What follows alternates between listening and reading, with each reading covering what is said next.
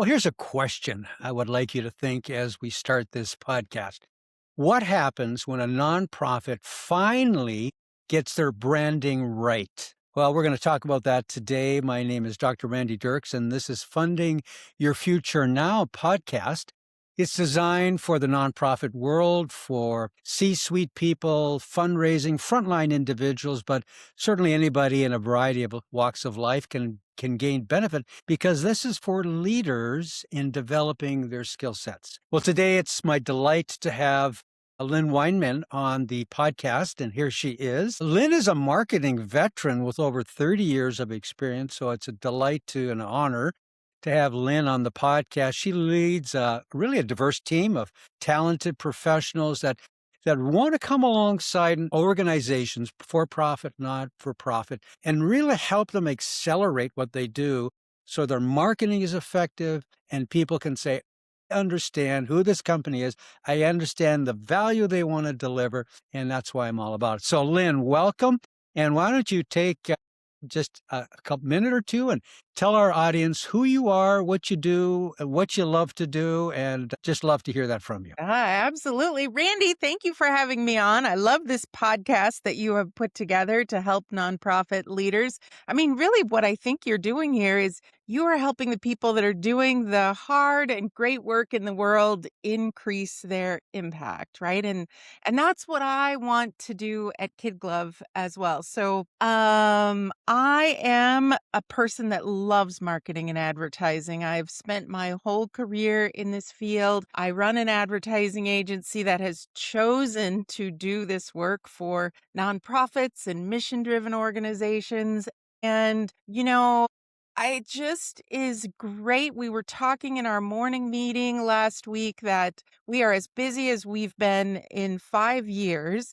Okay. And when you get busy, the team's kind of riled up and we got so much to do, and you're thinking about your checklists and can we get it all done and process and all the things. And we just took a moment and we said, you know what? Today on our team, we are helping kids find foster homes. We are helping kids find summer camps. We are Right. helping seniors find programs that they need. We are helping individuals connect with mental health programs.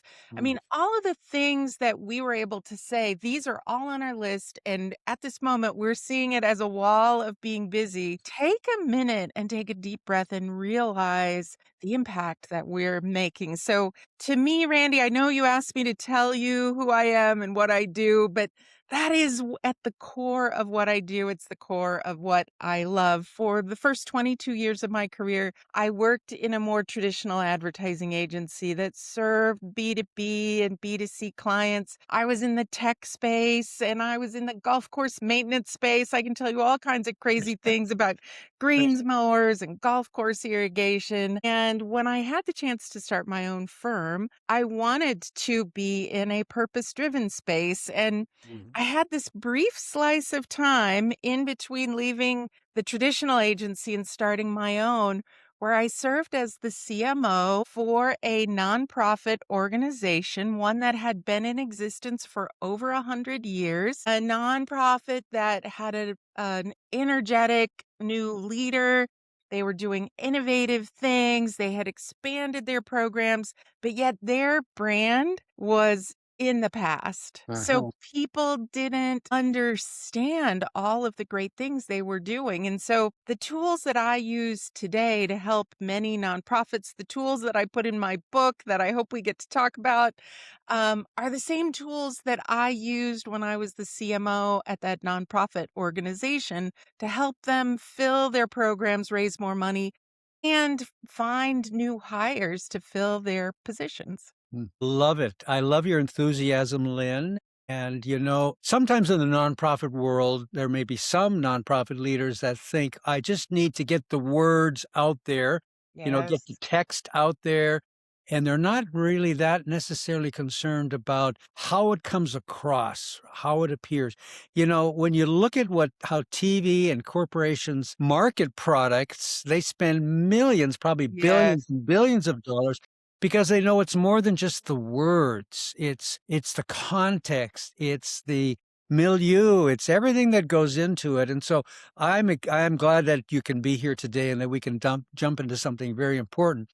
My first question has to do with misconceptions Mm. in the branding world.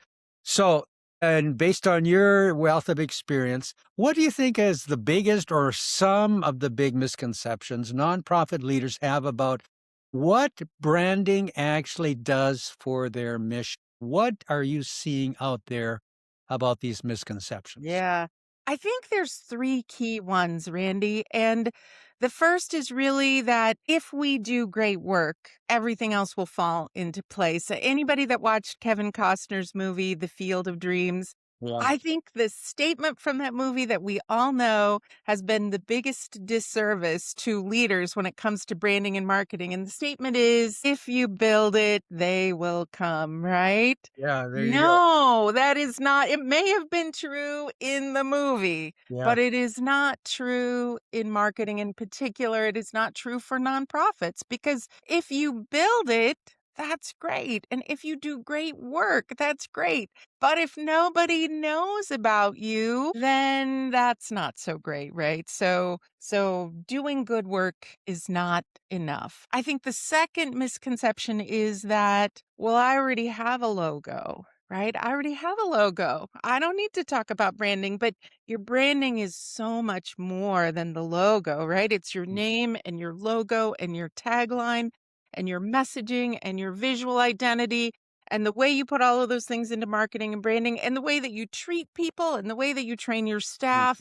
Yeah. Really, when you have a strong brand strategy, it permeates through everything. Yeah. And then I think the third misconception is that if you decide you need to work on your branding, that you just sit down and work on the art or you just sit down and you work on the words. But in reality, it's a strategic process, right? That you need to have a strong strategic foundation that informs the words and the messaging. Otherwise, it is just fluff. And I like to say an authentic brand beats a polished brand any day of the week.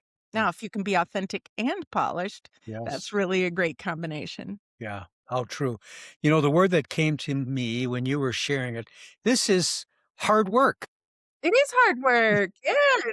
It takes effort when you talk about a strategic plan in place. You know, you don't just wake up one morning and come to the team and say, okay, here's the plan. Now, maybe some do it, but that's certainly not going to work well. Right. Well, there has to be some investment of time, thought, discussion, interaction, looking what the competition is doing, other Yes. nonprofits out there to say, what is our niche? How can we present ourselves in a way that will capture the attention of people? Because there are so many voices out there today. And you know that better than Yes. yeah. Well, so what would you say to a nonprofit president or leader who is saying, yeah, Lynn, I understand that, but we just can't afford to invest in branding right now? What do you think is really beneath that statement? Yeah. Well, I think in some cases it's fear, right? I mean, a Mhm. lot of times people have heard the word branding. A lot of times leaders know that it's important, but they don't know where to start. And so the whole thought of it is overwhelming. And while it is hard work and you do have to put thought into it and time into it and some sort of resources into the process, once you have your brand strategy put together, everything then becomes easier and more effective, right? Like I lived in Colorado for a short time and I think about those mountains in Colorado. And when your brand is not well put together, everything you do becomes harder. It's like pushing that boulder up the side of the mountain in Colorado, right? Yeah. And so the opposite of that is once you have it together, your team doesn't have to come to you and ask about the brand direction every single time you put something together. You don't have to over explain yourself all of the time. people start to understand who you are and relate to who you are, and your brand goes out ahead of you to help you open doors and to help people identify whether they fit within your ecosystem, whether that's somebody you serve or a volunteer or a donor or a potential new hire. Yeah. So, so good. What came to my mind when you were sharing is the word alignment. But Yes. when the brand is clear, concise, clear, and compelling, then board members, staff, Yes. volunteers, constituents, they know it. And it's not like they have to fumble around and guess and wonder, and here's a few things here, and here's something else there. People are aligned and they can move in a unified direction. And I work with donors all the time, and I have some amazing donors who know how to articulate our brand Right. because we've done the work on it. So when we have a gala or a special event, it's not hard for them to invite people Yes. because they say, "This is what it is. This is what it's about. I believe in the cause." So love your comments there. Well, how do you help a nonprofit passionate leader understand that strong branding isn't maybe what we would call vanity, focus Right. on ourselves, but it's actually a tool that will multiply impact. And I know that's what nonprofit leaders want. 100%. How do you move that transition along so they begin to capture that mindset? Yeah, because Randy, this is my life's work. I could talk for a long time on this topic, but let Yeah. me let me boil it down here. I mean, really when you look at what do nonprofit leaders want and what can a brand deliver, a nonprofit with a strong brand, it's going to help boost fundraising efforts. It's going to help connect you with people you serve. And it's going to help set the stage for a more positive internal culture because people are on the same page. And then that in turn will help you recruit, right? And Sure. it's not just me saying this. There's a lot of great data out there. For example, the consulting juggernaut McKinsey, they have some data points that say that when you have strong, consistent branding, you can achieve as much as 30% efficiency in your marketing and Okay. 10% more effectiveness. And so, for every leader out there, for profit or nonprofit, who has said this is the year we need to work harder, not smarter, that fact that's not from Lynn Wineman, it is from, a big research consulting firm For sure. really speaks to that idea. But the main thing I've been doing lately, Randy, is I have taken our really great branding process at Kid Glove. We call it our brand advancement process. We have done this nearly 200 times now for different organizations. And we put it into a book. So for $20, you can buy a book that has the entire process in it. And because I know the importance of storytelling and how storytelling leads to trust, the book is written in a story format. It is the Oh, story of a nonprofit leader who is struggling. She's not quite sure what to do. She goes through our diagnostic tool called the Brand Compass to help understand where within her brand she could use some help, and then takes it step by step through our process. And then once you've read the story, you can download the free guide that goes with it that has a lot of the tools that we use to help you put your brand together. And then if you want to take that a step further, I mean, Kid Glove would always love to work with you one on one, but I know that not all nonprofits can afford the investment of a one on one agency experience. So we have created the Brand Impact Accelerator program where you can come in, it's self paced, but it has twice a month group coaching. We have an online community. All of the tools are there, and you can really go in and run through that process as well. So that's how we're helping. We're trying to kind of embrace this new world of online technology and people wanting to learn and gain tools, and have put that together for people. I just love that, Lynn, because, I think a lot of people in the nonprofit world, they're not skilled in branding.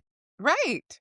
That's not Sometimes, why you get into nonprofits, right? If people who love branding get into my business, right? yeah, But right. I just want to make it easier for people. Yeah. Absolutely.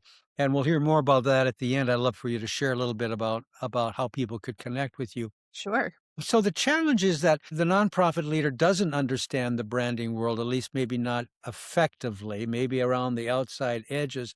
And so it seems out there. It seems as though I don't quite know about it. Maybe we'll just sort of do as best as we can. We'll get the website out Yeah. there. We'll have a few pictures, a few stories. But when you give the statistics that you did about increased efficiency and increased impact, we're all wanting to stretch the dollars further. Right. And I think what I'm seeing in the donor world is donors are choosing to give to a fewer nonprofits and perhaps increase the dollars they're Yeah. giving to those fewer nonprofits. And so, in a very practical way, you have to say, how do we elevate what we're Right. beyond what, let's say, many other people are doing. And so, such a critical point. Well, that leads us to this next question. What do you see happen when a nonprofit leader finally gets their branding right beyond just looking professional? What is happening? You've talked a little bit about that already, but share a little bit more on those areas for Absolutely. You know, my favorite case study is a quote from a client of ours. They're an organization that came to us, and their name was Region 5 Services. They serve people in the disability space, but I mean, Region 5 Services, you don't know what they do from that name. And there was another nonprofit in the same community called Region 5 Support, Oh, right? right. So their name did not tell what they do. It did not evoke any kind of emotion.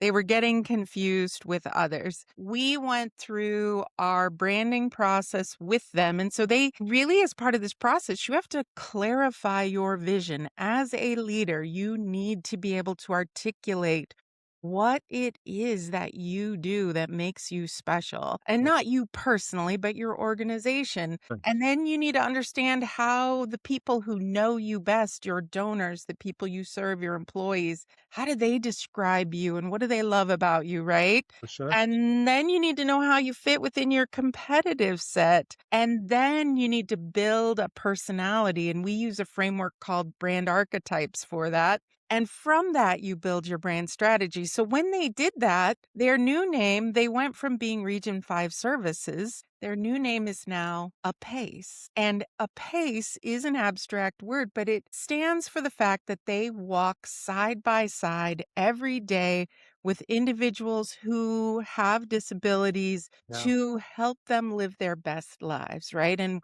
we built out an entire brand, a beautiful and attention-getting logo and color palette that really evoked emotion and the messaging that really helped people understand what they do. And so I followed up with their CEO, and Yeah. he told me that since their rebrand, every single KPI that they measure has increased, Oh, from their donations to their volunteers to their job applications to their website traffic to their social media traffic, right? And that is the best, yeah. reward that I could say. I also just spoke to another nonprofit leader who their nonprofit came to us and they were called Dibs for Kids.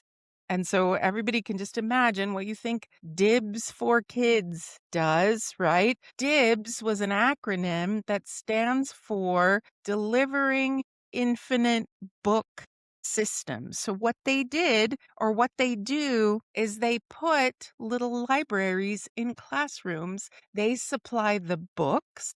They supply the checkout system. They analyze your classroom to decide what kind of books you need, what languages you need. Do you need Braille? Do you need 30 different languages? They stay on top of what are the top ranking books based on different, classrooms and ages and so forth. Their new name is now Book Loop.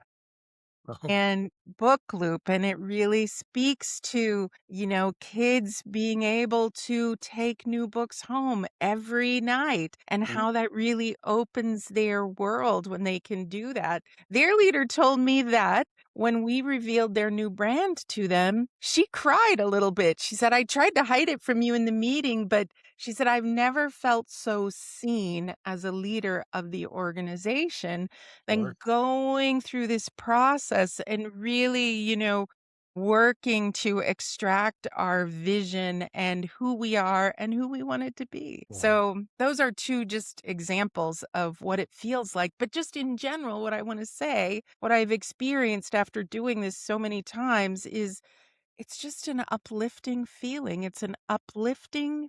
feeling to know the next time somebody asks me what I do, I'm going to be able to say it confidently and clearly, and that's going to help me make the connection that leads to results. Love the story, Lynn. We all want to use our greatest ability and we want to maximize it. That Yes. idea of giving back, of doing something significant, something meaningful.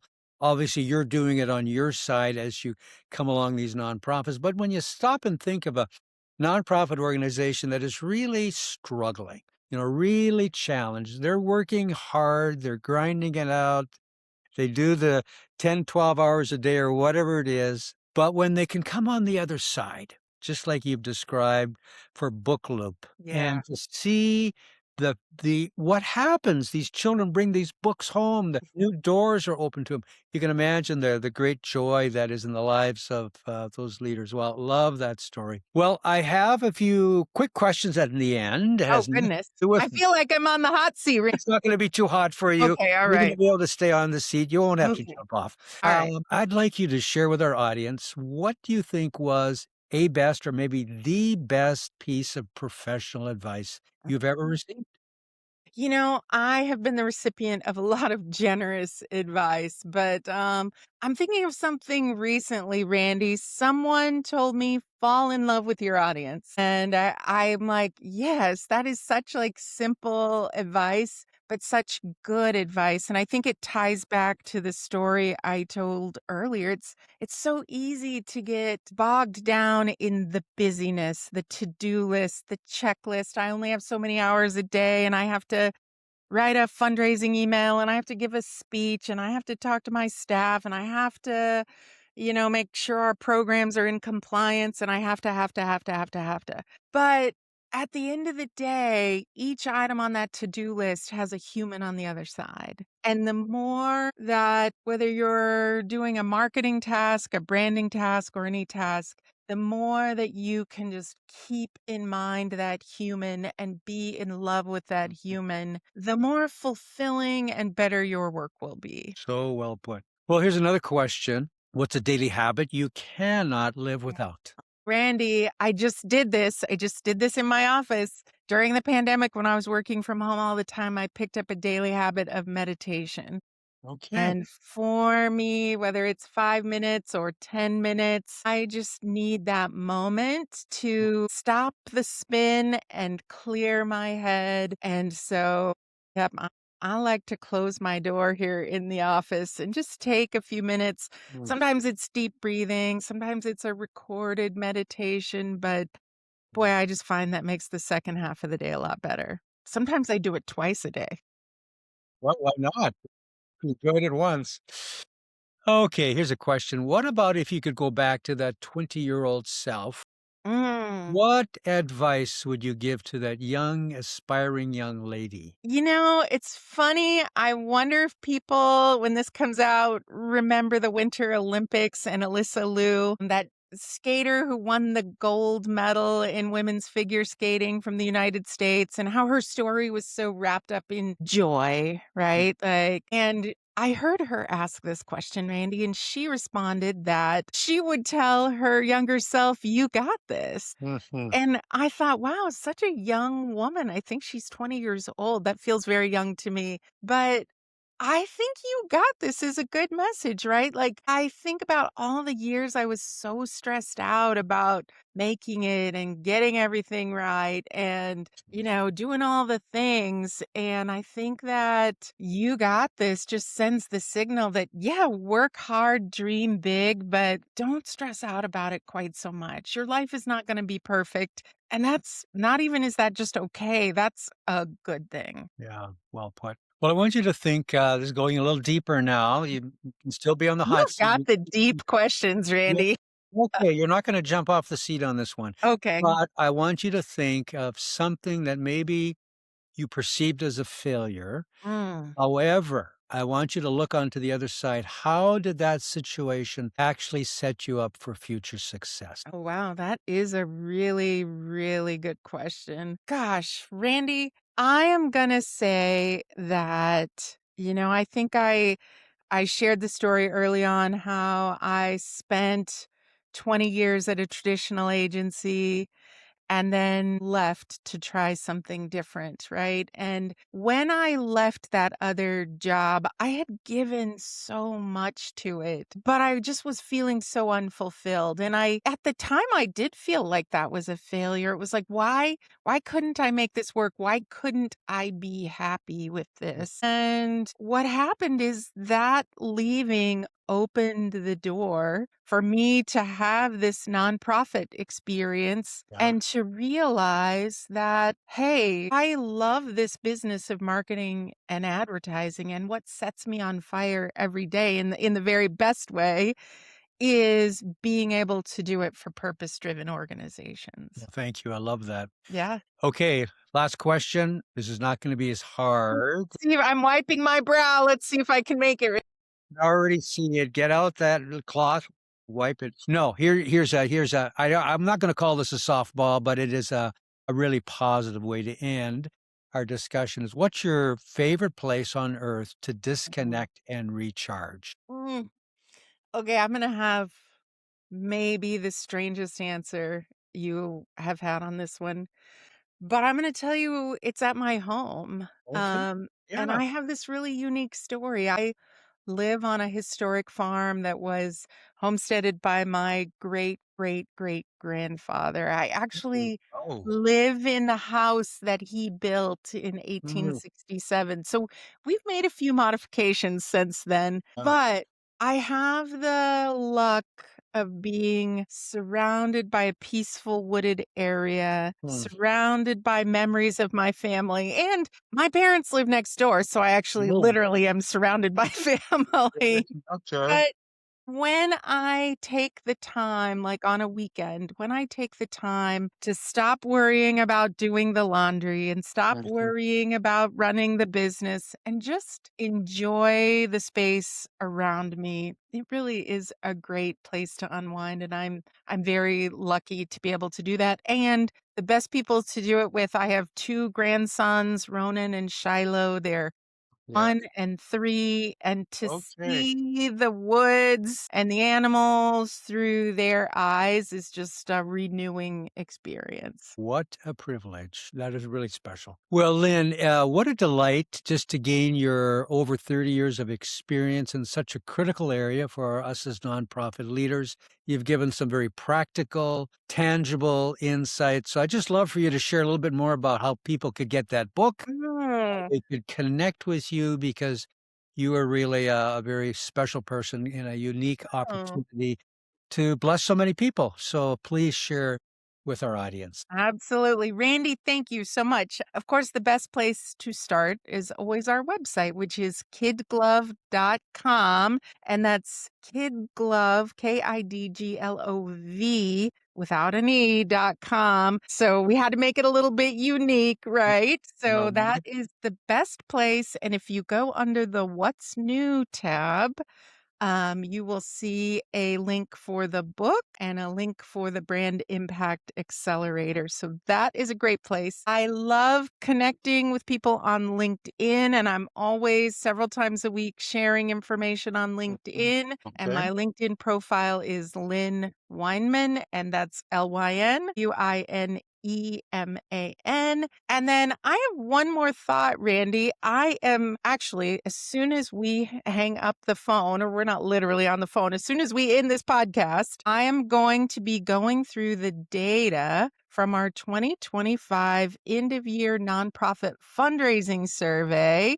And Mhm. if any of your listeners would like to get an advance copy of that report, which is going to highlight what's working for the people who had the best results last Mhm. year. They Right. can email me at lynnwineman@kidglove.com or just message me on LinkedIn, and I will be happy to put them on the list to get the advance copy of that report. Fabulous. I will be doing that. Please, okay, that's great. All right, Randy, I've already got your name. I'm just putting you on the list right now. Well, appreciate All that. right. Well, again, thank you, Lynn. It's been a delight connecting with you. I appreciate your vibrant spirit, your can-do attitude. It's just a delight to connect. So for our listeners today, my name is Dr. Randy Dirks, and this is Funding Your Future Now podcast. We deliver these podcasts regularly throughout the week, so you can find them, and we just want to add value. We want to make it useful and practical for you. So thanks for joining in, and until the next one, we'll see you then. Bye for now.